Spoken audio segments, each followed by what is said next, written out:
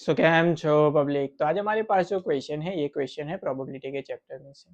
Question कुछ ऐसा है हमारे पास, P of X is equal to M E raise to minus two mod X minus N E raise to minus three mod X is the probability density function for the real random variable x over the entire x-axis. M and n are both positive real numbers. Then equation related to m and n. मतलब हमको एक equation prepare करना है with the relation of m and n. क्या होगा यहाँ पे question को समझते हैं। हमारे पास एक फंक्शन है जिसकी वैल्यू जो है वो कहाँ पे है, एक्स एक्सिस पे है, पॉजिटिव नेगेटिव दोनों डायरेक्शन में इन्फिनिटी तक। हमको पता है प्रोबेबिलिटी के क्वेश्चन में सभी की अगर हम प्रोबेबिलिटी काउंट करें तो उसका आंसर ऑलवेज क्या मिलता है, 1 मिलता है। तो यहाँ पे हम लिख सकते हैं integration minus infinity to infinity P of X D X is equal to क्या होना चाहिए, 1 होना चाहिए। यहाँ पे ये जो फंक्शन है वो रख देते हैं एंड सिंप्लीफाई करते हैं।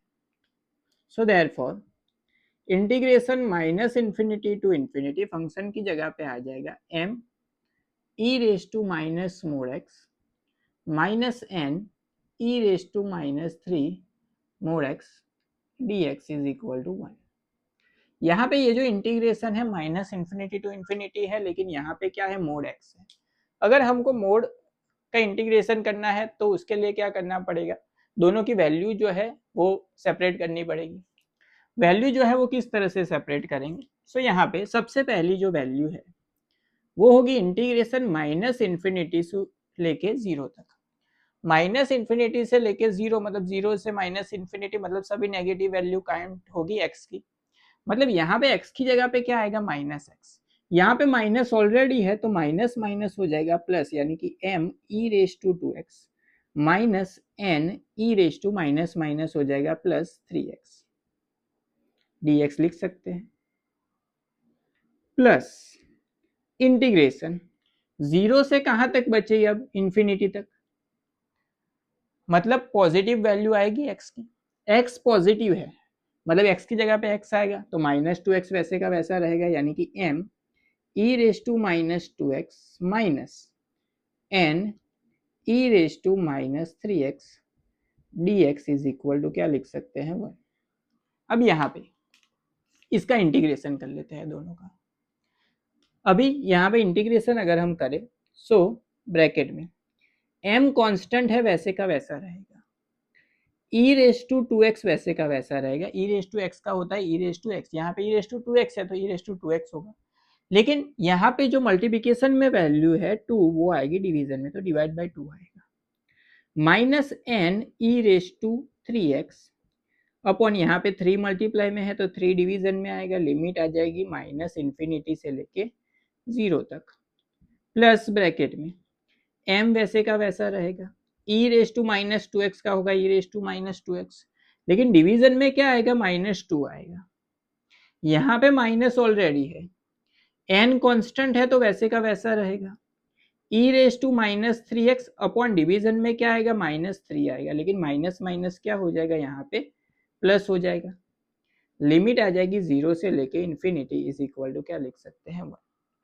अभी upper limit minus lower limit apply करेंगे तो x की जगह पे 0 पुट करेंगे तो यहाँ पे ई रेस टू 0 हमको पता है ई रेस टू 0 का आंसर होता है 1, and E raise to minus infinity हो या फिर प्लस इन्फिनिटी हो आंसर क्या होगा, 0 होगा।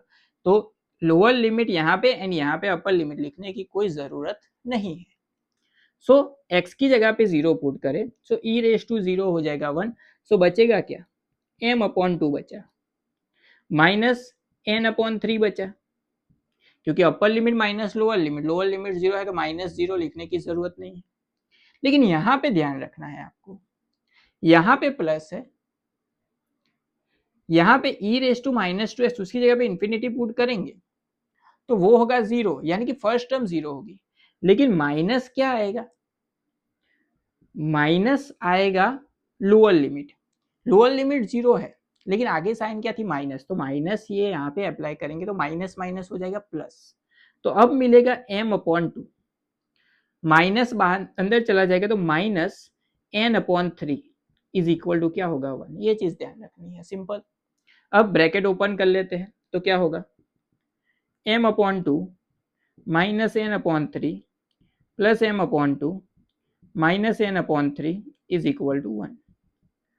m प्लस m हो जाएगा 2m/2 माइनस n होगा -2n अपॉन आएगा 3 इज इक्वल टू 1।